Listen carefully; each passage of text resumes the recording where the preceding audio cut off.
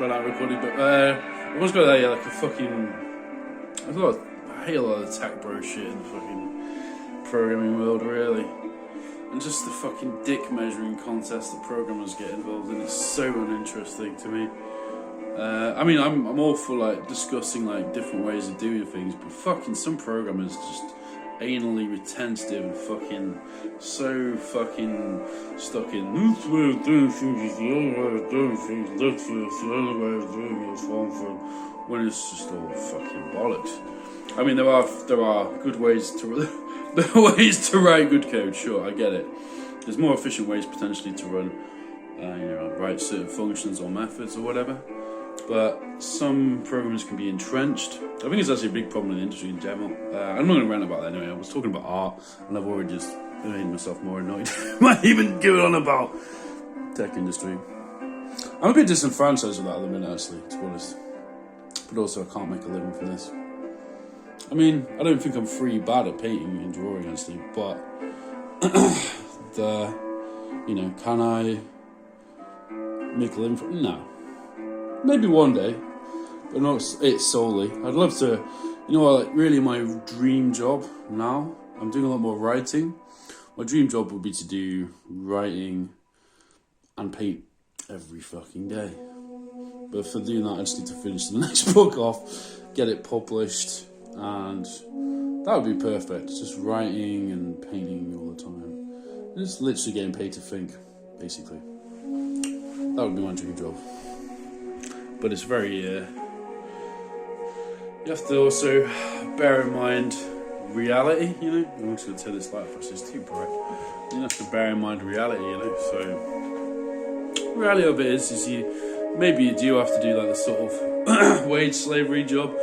But like I said, I'm actually privileged in the sense that I know programming. I know how to program. I know JavaScript, I know React, I know AR development. Some of these things are quite interesting.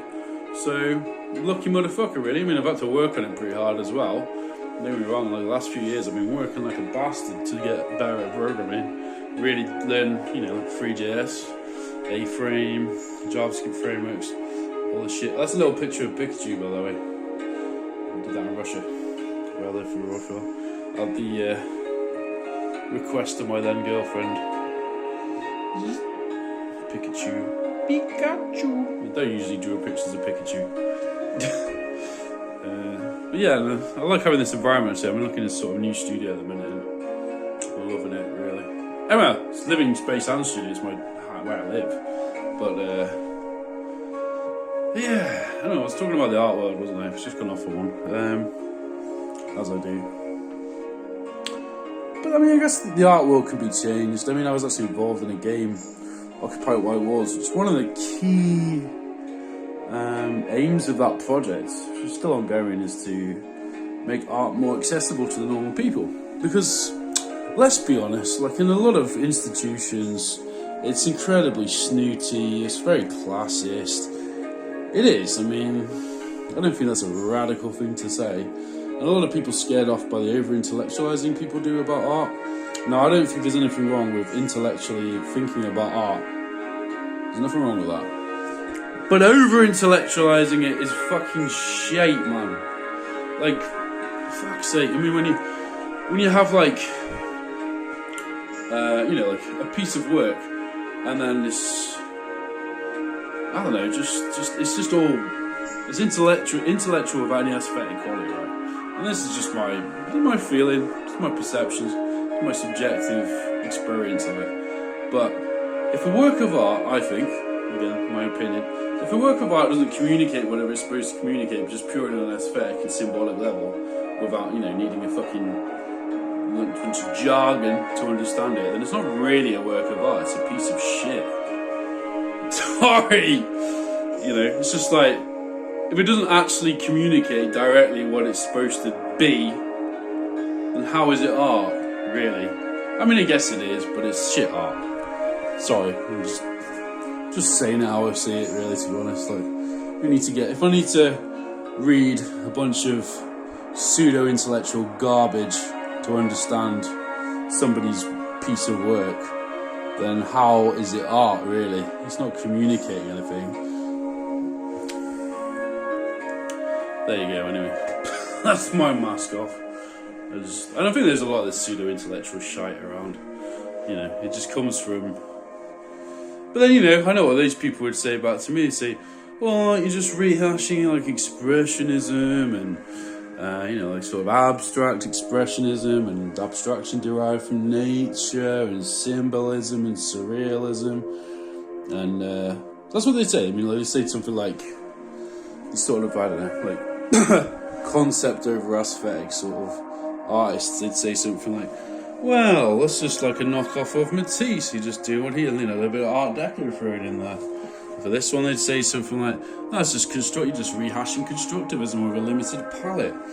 Or, you know, this is just Picasso knockoff. Or, you know, it's just like a comic book art. Or what have you. I mean, well, you know, that's just post-impressionism, drawing sketches of post-impressionism, what have you. Yeah, sure. You know, they maybe they do have a point that even if you're a painter or a drawer, you are going to be, and like, let's be fucking honest, man. If you're a painter, how do you learn? You learn by imitation at first. That's there's no big secret. But the whole thing, to actually be an original painter or artist, is to add that little spice of you, which you will succeed and fail at to varying degrees. And even if we look at like the careers, long-term careers of well-known artists and historical painters, they had periods where they were imitating. They had periods where they were. Ashil Gorky's a brilliant example, right? Great abstract expressionist painter, fantastic painter. Died a bit too young, actually. Survived with the Armenian genocide. Fucking smashing fella. It seems like to me, went through a lot of shit, right? But his early work was basically imitating the modernist masters, and he was a great imitator. He was fantastic at sort of, I guess, copying their styles, right? But he reached a point where he found his own voice as a painter, and he found his own, you know, stuff, his own substance, his own recognizable sort of composition and style. And I think. Probably, I don't know, because I've never been to art university. They'll never have me, and now I'm going to become Adolf Hitler. No joke. They'll never have me. I've tried it before, actually. I've applied a few times, but they didn't like. I don't know. They didn't want me in the institution. They just, I don't know. I guess they probably just think I work shit, right? They just don't think there's anything in it. They think it's either just too trite or it's too, you know, like faux expressionism, or I don't know what they think really. They probably just. Yeah, like I said, like you said before, like sort of stuck up elitist sorts. But I don't know really. I mean, I don't know how bad it's got in art education, so I can't really say with any authority. But yeah. Anyway, I fucking lost my train of thought. I need to sleep now. It's too late. I've got a Scottish mist outside, man. Definitely time to sleep. That was a proper rant, but.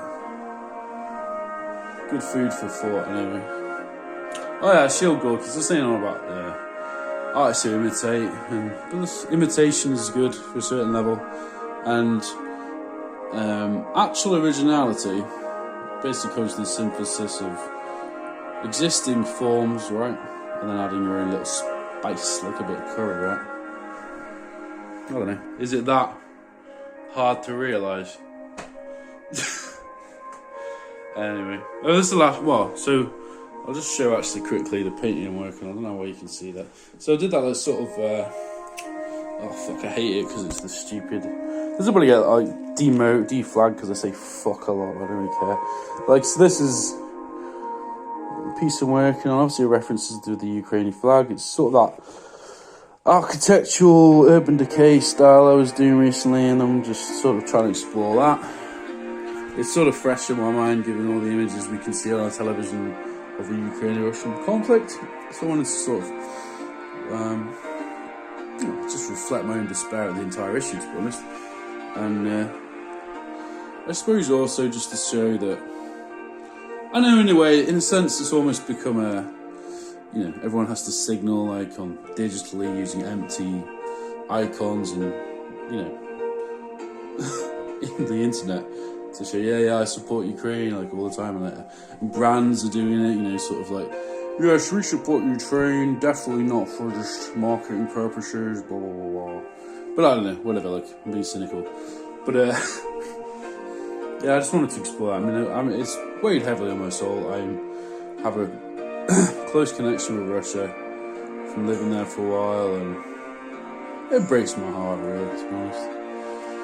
So, I'm trying to just, I'm not, the brutalist sort of architecture's embedded in my soul as well now, somewhat. I'm into the architectural space because of living there for a while. I know, I'm so fucking knackered, I'm gonna go to sleep.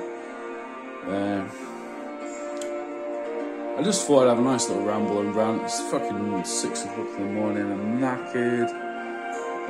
About 5 people will see this because it'll get demonetized and it'll get probably flagged down by YouTube because I say the word fuck a lot. So if you're not an adult, don't watch this. If you are an adult, then